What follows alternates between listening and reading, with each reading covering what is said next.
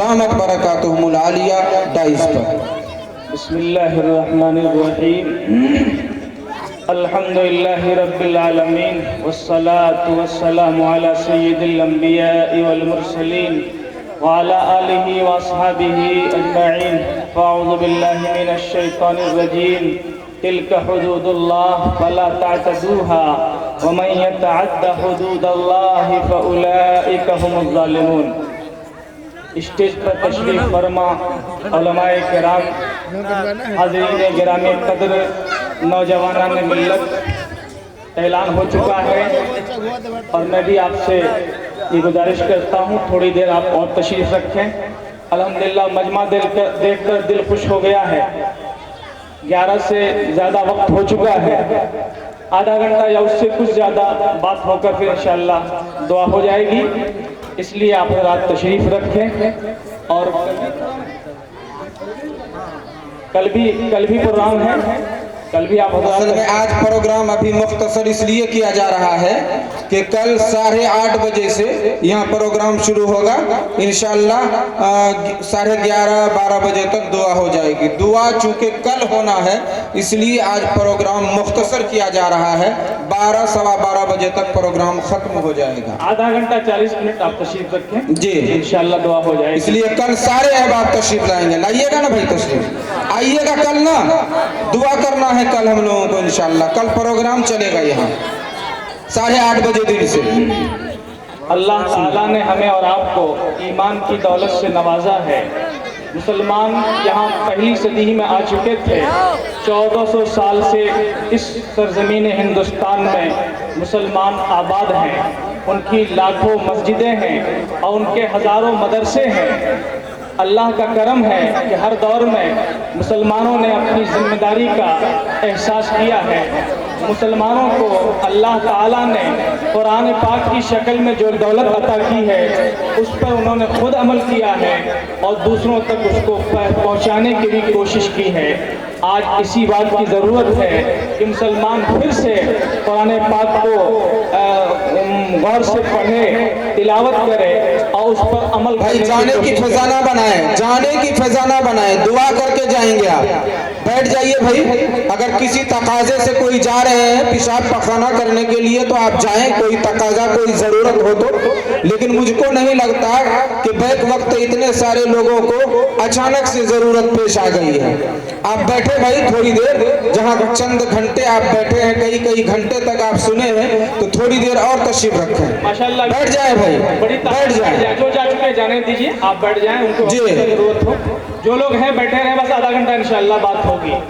आज फिर हालात ऐसे इस मुल्क के पैदा हो गए हैं कि मुसलमानों को असरे नौ कुरान पाक की तालीमात को सीने से लगाने की ज़रूरत है। वरना वो दौर इस हिंदुस्तान में आ चुका है कि अगर नौजवानों ने, उनके सरपरस्तों ने, माँ बाप ने फिक्र नहीं की तो कहीं ऐसा न हो कि हम तो मुसलमान हैं, हमारी नस्ल मुर्तद हो जाए, हमारी नस्ल इस्लाम से खारिज हो जाए, उनको कलमा तक याद न रहे। इसके कई एक पहलू हैं। मैं सिर्फ एक पहलू आपके सामने इस वक्त रखता हूँ। हम और आप लफ्ज़ जुल्म अक्सर सुनते रहते हैं। इसने उस पर जुल्म कर दिया, उसने उस पर जुल्म कर दिया, उसने उस पर जुल्म कर दिया। आइए देखते हैं कि कुरान पाक में किन चीज़ों को जुल्म कहा गया है, अहादीस तैयबा में किन चीज़ों को जुल्म कहा गया है। बस सिर्फ जुल्म पे बात करके हम बात अपनी ख़त्म करेंगे। उलमाए किराम ने लिखा है कि जुल्म की 3 किस्में, जुल्म की 3 किस्में हैं। सबसे बड़ी किस्म ये है कि इंसान अल्लाह को न माने और अल्लाह के साथ किसी दूसरे को शरीक करे। अल्लाह के रसूल से पूछा गया अय्यु ज़म्बे आज़म, अल्लाह के रसूल सबसे बड़ा जुल्म कौन सा है, सबसे बड़ा गुनाह कौन सा है? तो अल्लाह के रसूल ने फरमाया अन तजअल लिल्लाहि निद्दा व हुवा खलक़क, तुम अल्लाह के लिए किसी को शरीक ठहराओ हालांकि उसने तुमको पैदा किया है। अल्हम्दुलिल्लाह ये नेमत हमें और आपको विरासतन मिली हुई है कि हम सब सिर्फ और सिर्फ एक अल्लाह को मानते हैं, उसी को हाजत रवा, उसी को मुश्किल कुशा मानते हैं और मानना चाहिए। मुसीबत के वक्त उसी को पुकारते हैं और पुकारना चाहिए। اس وقت جو حالات ملک کے ہیں، میں تفصیل میں جاؤں تو گھنٹوں لگیں گے، اس وقت میں اس کو یہیں رکھتا ہوں۔ ظلم کی سب سے بڑی قسم یہی ہے کہ انسان غیر اللہ کے سامنے سر جھکائے، ایک خدا کو چھوڑ دے، یہ ظلم کی سب سے بڑی قسم ہے۔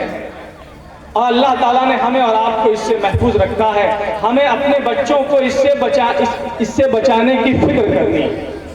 ظلم کی دوسری بڑی قسم یہ ہے کہ اللہ تعالیٰ نے ہمیں اور آپ کو جن چیزوں کے کرنے کا حکم دیا ہے ان کو نہ کیا جائے، اور جن چیزوں سے روکا ہے ان سے نہ رکا جائے۔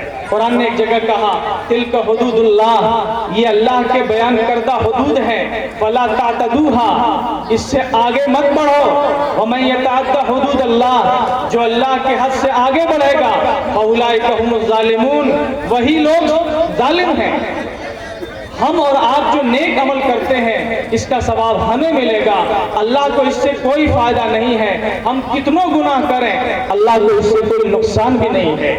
من عمل صالحا فلنفسی، جو اچھا کام کرے وہ اپنے لیے کرتا ہے، ومن اساء فعلیہا، اور جو برا کرتا ہے تو یہ بھی اس کے ہی خلاف جاتا ہے، اس کا نقصان بھی اسی کو ہوگا۔ وما ربک بظلام للعبید، تمہارا پروردگار بندوں پر ظلم کرنے والا نہیں ہے۔ یہ ظلم کی دوسری قسم ہے۔ اب اللہ نے کہا نماز پڑھو، جو لوگ پڑھتے ہیں وہ قابل قدر بھی ہیں، اللہ کا وہ شکر ادا کریں، اور جو نہیں پڑھ رہے ہیں وہ ظلم کر رہے ہیں، ان کو عہد کرنا چاہیے کہ انشاءاللہ پڑھیں گے۔ اسی طرح اور بھی سارے نیک اعمال آپ دیکھ لیجئے، اس میں سود ہے، اس میں رشوت ہے، اس میں جھوٹ ہے، یہ سارے کے سارے ظلم ہیں۔ ظلم کی تیسری قسم جو سب لوگ جانتے ہیں، کسی کو ناحق مار دیا، کسی کا پیسہ دبا دیا، کسی کو گالی دے دی، کسی پہ تہمت لگا دی، یہ ظلم کی تیسری قسم ہے۔ آئیے اسی کو ہم اور آپ کو سمجھاتے ہیں۔ اس لیے ہم آپ کو سمجھا رہے ہیں کہ ہم کو اپنے مثال معاشرے میں بھی نمونہ بننا ہے، ہم کو آپس میں بھی اس کا خیال رکھنا ہے، لیکن ہمارے سماج میں غیر بھی رہتے ہیں، برادران وطن بھی رہتے ہیں، ہم ان کے ساتھ بھی اٹھتے اور بیٹھتے ہیں، بات چیت کرتے ہیں، معاملات کرتے ہیں، سفر کرتے ہیں۔ وہ قرآن پاک کو نہیں پڑھتے، وہ حدیث پاک کو نہیں پڑھتے، وہ مسلمان کی زندگی کو پڑھتے ہیں، مسلمان کے کام کو پڑھتے ہیں، مسلمان کے عمل کو پڑھتے ہیں۔ اگر آپ اپنے اعمال سے، اپنے کردار سے اسلام کی نمائندگی کریں گے تو انشاءاللہ العزیز وہ اسلام کی طرف مائل ہوں گے۔ اگر مائل نہ بھی ہوں تو جو نفرت ان کے دلوں میں بٹھا دی گئی ہے انشاءاللہ وہ دور ہو جائے گی۔ ورنہ اسی ہندوستان میں جب خواجہ معین الدین چشتی رحمۃ اللہ علیہ اجمیر کے علاقے میں آئے، جو پہاڑی علاقہ آج بھی ہے، دور تک وہاں پانی نہیں ملتا ہے، اسلام کا اعلیٰ اخلاق، اعلیٰ کردار پیش کیا، بہتوں نے گناہ کی زندگی سے توبہ کی اور ہزاروں نے اسلام قبول کیا۔ ساؤتھ کے علاقے میں جو اپنے علاقے میں نچلی ذات کے لوگ مانے جاتے ہیں، بڑی تعداد میں اس زمانے میں وہاں تھے جب مسلمانوں کی حکومت تھی، مسلمان اس وقت کے انہوں نے اسلام کی نمائندگی کی، لاکھوں کی تعداد میں اس وقت کے لوگوں نے اسلام قبول کیا ہے۔ آزادی سے پہلے اسی ہندوستان میں اسی ساؤتھ کے نچلی ذات کے شخص نے ایک کتاب لکھی تھی، نیور میڈیا ہندو کبھی نہ بننا، ہندو کبھی نہ بننا۔ ان کے ساتھ جو سلوک ہوا تھا ان لوگوں کی طرف سے، یہ اونچی ذات، نچلی ذات، یہ معاملہ وہ معاملہ، خیر یہ ان کا معاملہ تھا، لیکن اسلام کا نظام عدل تھا۔ یہاں کوئی اونچ نہیں، نیچ نہیں، کوئی ذات برادری نہیں، اور کوئی دولت معیار نہیں، شرافت، نیکی، ہمدردی جن کے اندر جتنی ہو وہ آدمی اتنا ہی اچھا اسلام کی نظر میں ہے اور اللہ کی نظر میں ہے۔ ظلم کی تیسری قسم یہ ہے کہ انسان پر ظلم کرے۔ احادیث پاک میں اس سلسلے میں سخت وعید ہے۔ حدیث قدسی میں اللہ تعالیٰ کہتا ہے، کان کھول کر سنیں، رونگٹے کھڑے ہو جاتے ہیں جب اس روایت کو پڑھا جاتا ہے۔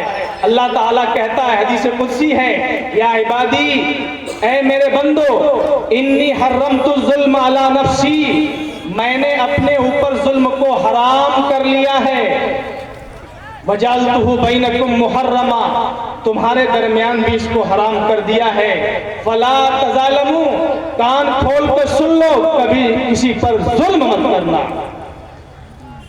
اللہ کے رسول فرماتے ہیں دعوت المظلوم مستجابہ، مظلوم کی دعا ہر حال میں قبول ہوتی ہے۔ وَإِنْ كَانَ فَاجِرًا فَفُجُورُهُ عَلَى نَفْسِهِ، اگر وہ گنہگار بھی ہے، خطا کار بھی ہے، لیکن ظلم میں وہ مبتلا نہیں ہے، وہ مظلوم ہے، تو اللہ تعالیٰ تو بھی اس کی دعا قبول کرتا ہے۔ یعنی گنہگار خطا کار ہے، کسی نے اس پر ظلم کیا تو اللہ تعالیٰ اس کی آنکھ کو فوراً سنتا ہے۔ مشہور حدیث اللہ کے رسول نے فرمایا 3 شخص ایسے ہیں جن کی دعا کو رد نہیں کیا جاتا ہے۔ ثلاثۃ لا ترد دعوتهم، 3 قسم کے لوگ ایسے ہیں جن کی جن کی دعا اور بد دعا کو اللہ تعالیٰ رد نہیں کرتا ہے۔ ایک تو الصائم، روزے دار، حتیٰ یفطر، یہاں تک کہ افطار کر لے، روزے دار کی اللہ تعالیٰ دعا قبول کرتا ہے۔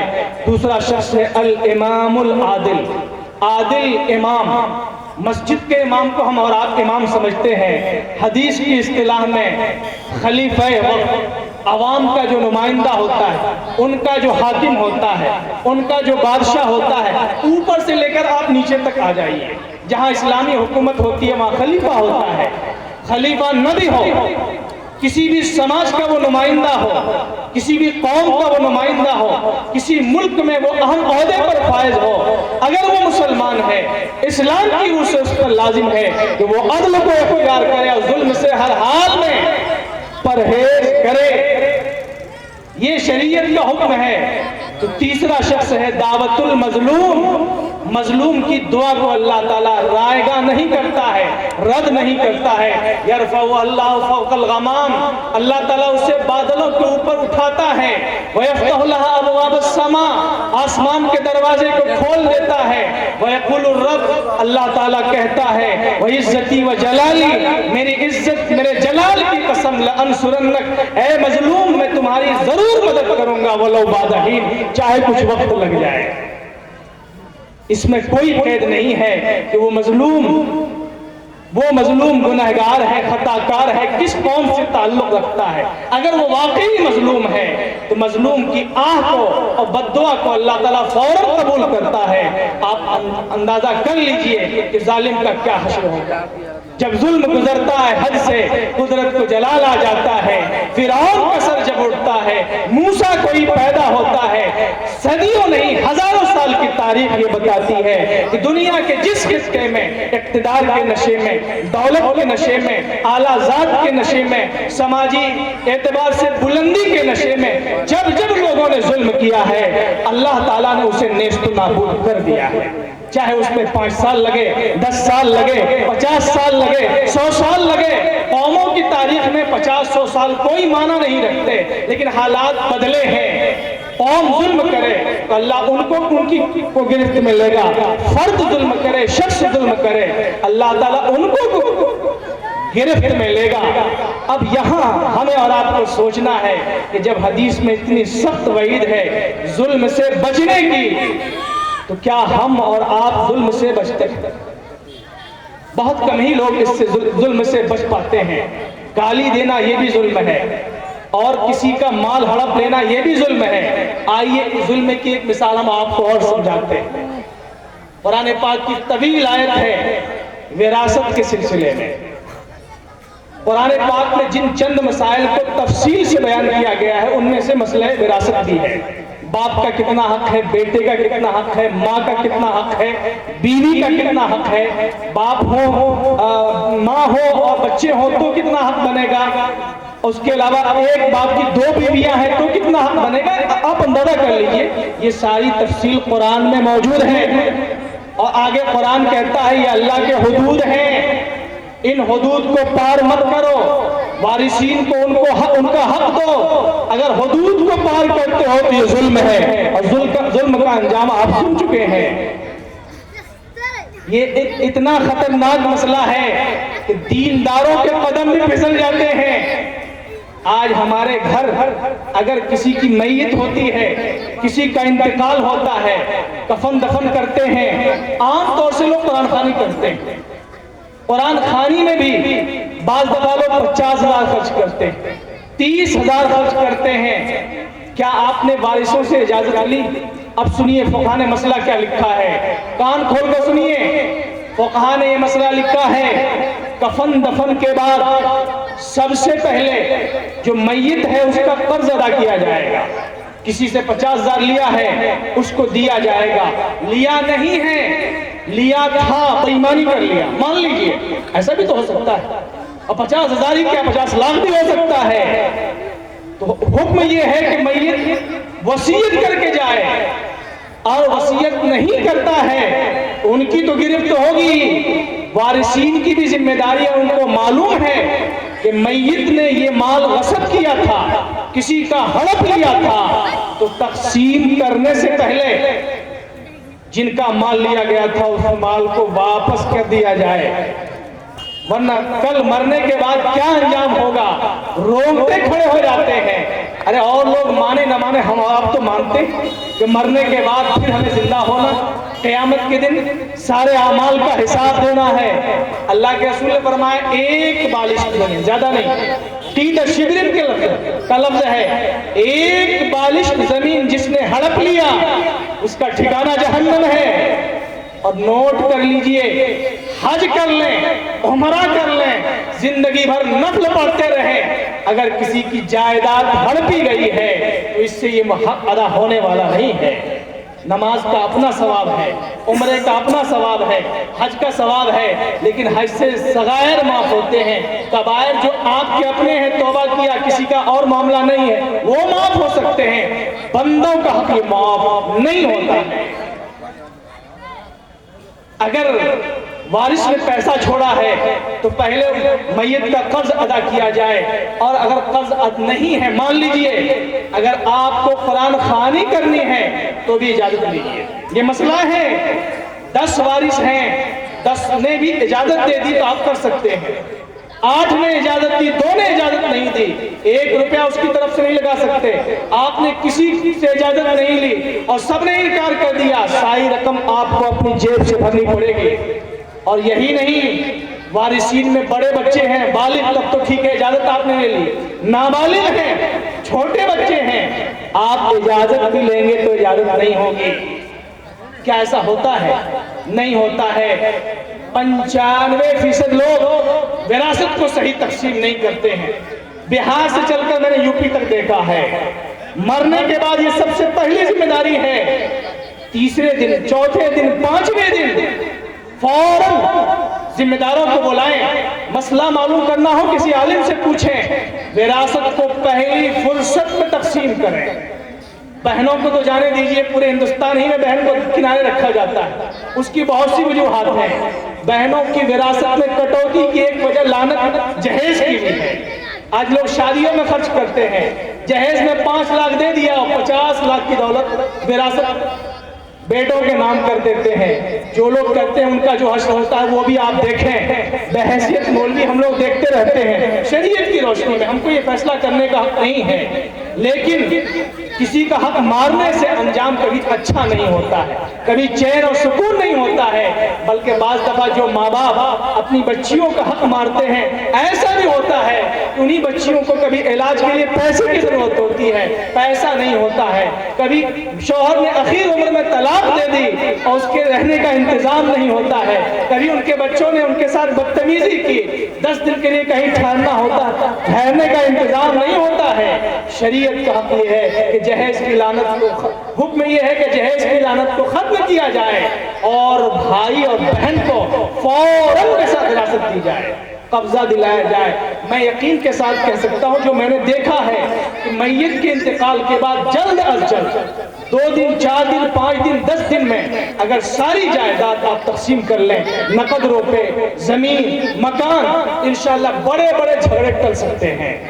वरना होता क्या है, 2 साल, 4 साल, 5 साल तक टालते रहते हैं, कभी बड़ा छोटे को दबाता है, कभी छोटा बड़े से उलझता है।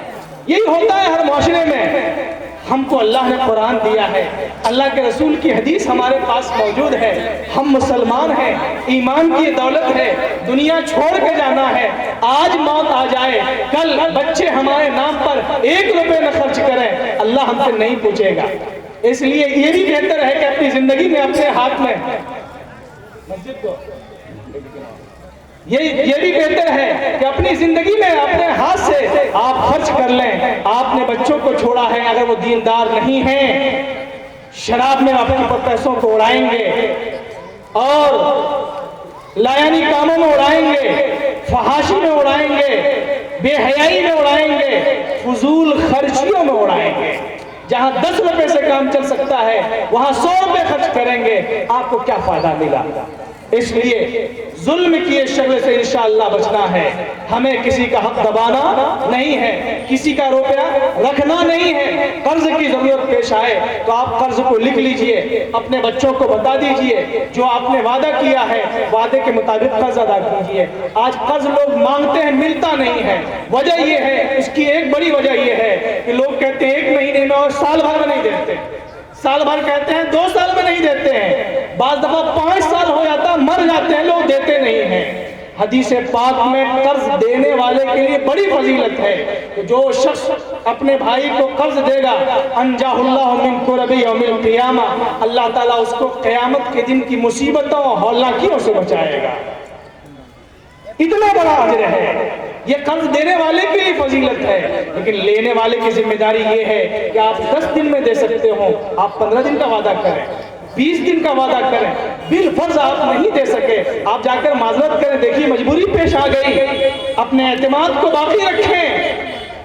اور پیسہ سے پیسہ کمانے کی لعنت یہ ہوئی کہ لوگ قرض نہیں دیتے ہیں, سود میں پیسہ فوراً دیتے ہیں اور سود رہن زمین بھی لگاتے ہیں. اچھے دیندار لگاتے ہیں, یہ سود رہن زمین لگانا بھی حرام ہے جی, وہ بھی سود ہے. شریعت پہ عمل کرنا ہے. آپ کی جان جا رہی ہے, مان لیجئے کوئی بہت بڑی مجبوری ہے تو اس کو تو عذر سمجھا جا سکتا ہے کہ آپ نے سود رہن زمین لگا دی, لیکن لینے والے کی کیا مجبوری, لگانے والے کی کیا مجبوری ہے؟ جو پیسہ لیتا ہے, سود میں جو زمین لگواتا ہے. ظلم کی یہ بھی شکل ہے کہ وراثت میں ٹال مٹول کیا جائے.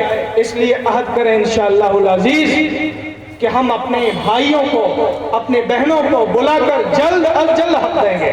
انشاءاللہ کہیے بھائیوں کے درمیان حصہ کریں گے جی.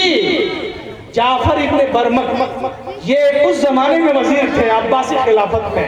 مسلمانوں کی جو خلافت چلی ہے خلافت راشدہ ہے, اس کے بعد خلافت بنو امیہ ہے, پھر خلافت بنو عباسیہ ہے, پھر وہ خلافت چلتے چلتے بغداد ہوتے ہوئے ترکی تک پہنچی اور کمال اتاترک نے اس کو ختم کر دیا ہمیشہ کے لیے جی. ترکی ابھی جو آپ ملک سن رہے ہیں وہاں ایک کمبخت پیدا ہوا تھا کمال اتاترک, انگریز کا وہ ایجنٹ تھا. آخر میں خلافت عثمانیہ قسطنطنیہ منتقل ہو گئی تھی اور قسطنطنیہ ہی کے لوگ وہی کے خلیفہ مکہ اور مدینے کا بھی انتظام اس زمانے میں کیا کرتے تھے. لیکن کمال اتاترک جب وہاں کا وزیر اعظم ہوا, سب سے پہلا کام انگریزوں کے اشارے پر اس نے یہ کیا کہ اسلامی خلافت کا خاتمہ کر دیا. یہ مسلمانوں کے لیے بہت بڑا زخم تھا, یہ زخم ابھی تک پر نہیں ہو سکا. اللہ چاہے اسباب پیدا کر دے اور پر ہو جائے, کچھ آثار نظر آ رہے ہیں. خیر, تو خلافت بنو عباسیہ میں ایک وزیر تھا جس کا نام تھا جعفر ابن برمک. یہ برمک پورا خاندان چلا ہے, کئی نسل تک یہ لوگ وزیر رہے ہیں. بادشاہ ہوتا تھا, ان کے ساتھ وزیر ہوتا تھا. ایک زمانہ ایسا آیا کہ یہ خالد ابن برمک باپ بیٹے دونوں جیل میں بند ہو گئے. تو بیٹے نے کہا یا ابتی, ابا جان, بعد العز سرنا فی الحبس, عزت کے بعد ہم لوگ قید و بند سے گزر گئے, آج جیل کی سلاخوں میں ہیں. پہلے ہم بادشاہ کے وزیر ہوا کرتے تھے, یہ کیا حالت ہو گئی؟ تو باپ نے کہا یا بنیا, اے میرے بیٹے, دعوت المظلوم سرت بلیل, مظلوم کی آہو بکا, اس کی بددعا راتوں رات چلتی رہی. غفلنا عنہا, ہم اس سے بے خبر رہے, ہم عیش و عشرت میں ڈوبے رہے, بادشاہ کی خوشامد کرتے رہے اور اس کو بتاتے رہے کہ عوام کو کیسے الجھایا جائے, ان کو کیسے پھنسایا جائے, کیسے اپنے ماتحت کیا جائے. مظلوم کی آہو بکا آسمان کو چیرتے ہوئے بارگاہ رب العزت میں پہنچ گئی. غفلنا عنہا, ہم اس سے بے خبر رہے. ولم یغفر اللہ عنہا, اللہ تو اس سے بے خبر نہیں تھا. इसलिए अल्लाह ने आज हमें खुद जेल की सलाखों में डाल दिया। अरबी शायर कहता है तनाम आइनाक, तुम्हारी आंखें सोती हैं, वाइनिल मजलूमी लम तनम, मजलूम की आंखें सोती नहीं है, तुम्हारी आंखें सो रही है, उसकी आंख जागती रहती है। ये जुल्म की तीसरी किस्म थी, इसमें विरासत भी शामिल है, जमीन हड़पना भी शामिल है, किसी को नाहक गाली देना भी शामिल है। इसमें बहुत सी शक्लें हैं जो हम और आप सब लोग जानते हैं। बस इस बात का अहद करें कि इंशाअल्लाहुल अज़ीज़ हम सब लोग जुल्म की इस किस्म से बचेंगे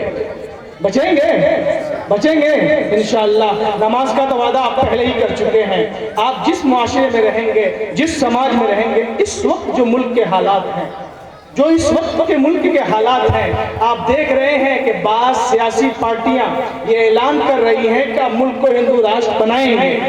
एक सूबे में ये कानून पास हो चुका कि अब मुसलमानों को तलाक देने का हक नहीं है, 3 तलाक, और मुसलमानों को शरीयत एतबार से जायदाद को तकसीम करने का हक नहीं। मुल्क के एक सूबे में ये कानून पास हो चुका है और इस कानून को पूरे मुल्क में लाना चाहते हैं।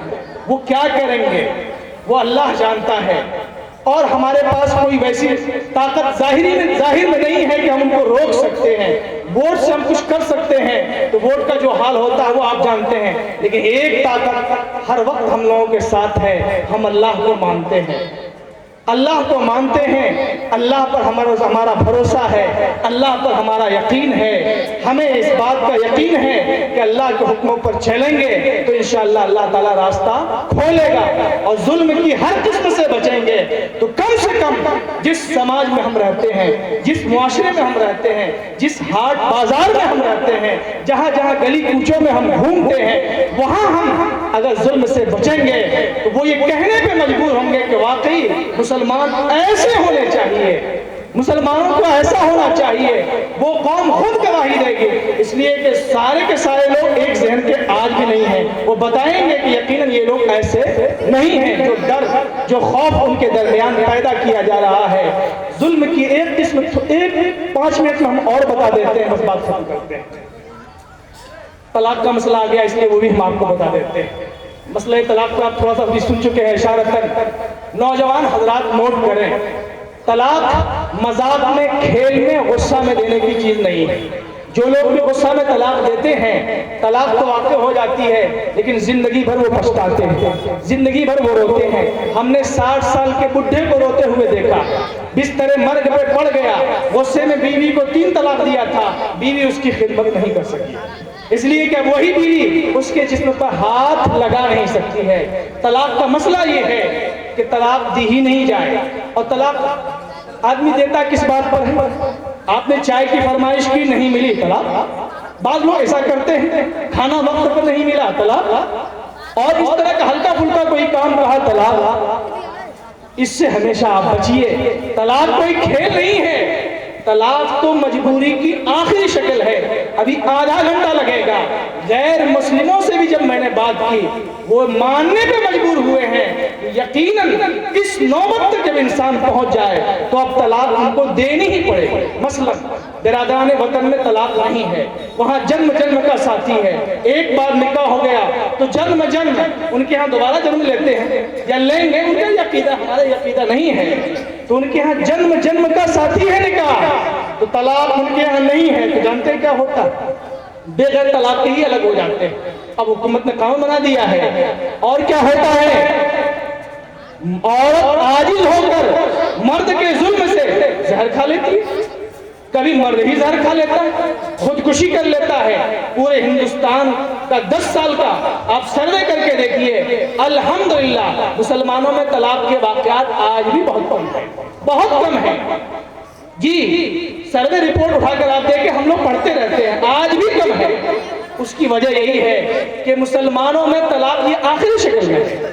खुदकुशी के वाक़यात हमारे यहाँ कम है, इसलिए कि अगर खुदकुशी की नौबत आए तो उससे तो बेहतर है कि तलाक ही होकर काम खत्म हो जाए।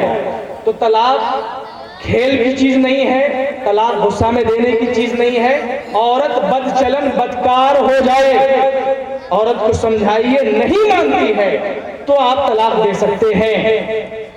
آپ عورت کو اپنے بستر پہ بلائیں، اس کے پاس کوئی عذر نہ ہو اور اکثر یہی کرے تو آپ عورت کو طلاق دے سکتے ہیں۔ اس طرح کی سنگین چیزیں ہیں جس کے بغیر مرد کی زندگی گزر نہیں سکتی، چین اور سکون نہیں آ سکتا ہے، تب طلاق دے سکتے ہیں۔ پھر بھی قرآن نے اس کو 3-4 مرحلے میں بیان کیا ہے کہ پہلے عورت کو شوہر سمجھائے، اس سے کام نہیں چلتا ہے تو 2-4 لوگوں کو لگا دے، دائیں بائیں لوگوں کو وہ سمجھائے، اس سے بھی کام نہیں چلتا ہے تو باقاعدہ پنچایت کروائے، 2-4 لوگ ادھر سے ہوں 2-4 لوگ ادھر سے ہوں۔ بتائیے کوئی طلاق دینے والا ایسا کرتا ہے؟ اگر ایسا نہیں کرتے ہیں اور 3 طلاق ایک سانس میں دیتے ہیں، جرم ہے، یہ خود اسلام کی نگاہ میں جرم ہے۔ اگر اسلامی عدالت ہو تو ایک سانس میں 3 طلاق دینے والے کو سزا ملے گی۔ اس شریعت کی نگاہ میں یہ قرآن و حدیث سے کھلواڑ ہے۔ اس لیے خدا نہ خواستہ اگر کسی گھر میں یہ نوبت آنے لگے تو پہلے 2-4 ماہ اسے سمجھائیں، اگر نہیں سنتی ہے تو صرف 1 طلاق دے۔ کتنی؟ صرف 1 طلاق۔ اب 1 طلاق کے بعد آپ اسے 3 مہینے کے اندر پھر اپنے پاس بلا لیں، اپنے گھر میں سلا لیں، اپنے ساتھ سلا لیں، جس کو رجعت کہتے ہیں۔ خود بخود مسئلہ ختم، نہ کسی نکاح کی ضرورت ہے، نہ کسی قاضی کو بلانے کی ضرورت ہے۔ اگر 3 مہینے میں بھی وہ عورت نہیں سمجھتی ہے، 3 مہینے کے بعد صرف 1 طلاق سے وہ نکاح سے نکل گئی۔ نوجوانوں کو پتہ ہی نہیں ہے کہ 1 طلاق سے بھی عورت نکاح سے نکل سکتی ہے۔ 3 ماہ گزر گئے تو 3 ماہ کے بعد صرف 1 طلاق کی وجہ سے بھی عورت نکاح سے نکل گئی۔ اب 6 ماہ اور گزرے، سال بھر اور گزر گیا، مرد کو احساس ہوا کہ نہیں بہت ہم نے غلطی کی، یا بیوی کو احساس ہوا، اس نے توبہ کی، منت سماجت کی کہ ہماری زندگی برباد ہو رہی ہے، ہم آپ کے ساتھ رہیں گے اور آپ کا ساتھ نبھائیں گے، سوکھی روٹی کھائیں گے، عزت کے ساتھ رہیں گے۔ اب شریعت کا مسئلہ ہے، ایک مولوی صاحب کو بلایا جائے، 2 گواہ ہوں اور نکاح پڑھوا دیا جائے، کسی حلالہ کی ضرورت نہیں ہے۔ حلاقہ کو تو لوگوں نے بدنام کر دیا ہے اور اس کو بدنام کرنے والے ہم لوگ بھی ہیں۔ 1 سانس میں 3 طلاق دیتے ہیں، 1 سانس میں 3 طلاق دینا جرم ہے۔ نکاح کے لیے آپ عالم کو بلاتے ہیں، لیکن طلاق دینے کے لیے آج تک کسی نے عالم کو بلایا؟ مجھ کو تو کسی نے نہیں بلایا کہ ہم اپنی بیوی کو طلاق دینا چاہتے ہیں۔ اس لیے ہمارے نوجوان توبہ کریں کہ انشاءاللہ طلاق نہیں دیں گے۔ اگر خدا نہ خواستہ عورت نہیں سمجھتی ہے، پریشان کرتی ہے، کسی دیندار عالم دین سے آپ رابطہ کریں، ان سے ملاقات کریں، مسئلہ دریافت کریں، پھر ضرورت پڑے تو 1 طلاق دیں بس۔ اللہ تعالی ہم کو اور آپ کو ظلم کی تمام شکلوں سے بچنے کی توفیق عطا فرمائے۔ وآخر دعوانا الحمدللہ رب العالمین۔ دوستو، ہمارے کچھ لوگوں کو یہ غلط فہمی ہو گئی تھی، میں اس غلط فہمی کو دور کرنا چاہتا ہوں کہ اشتہار میں کچھ لوگوں کا نام ایسے ہی دے دیا گیا ہے۔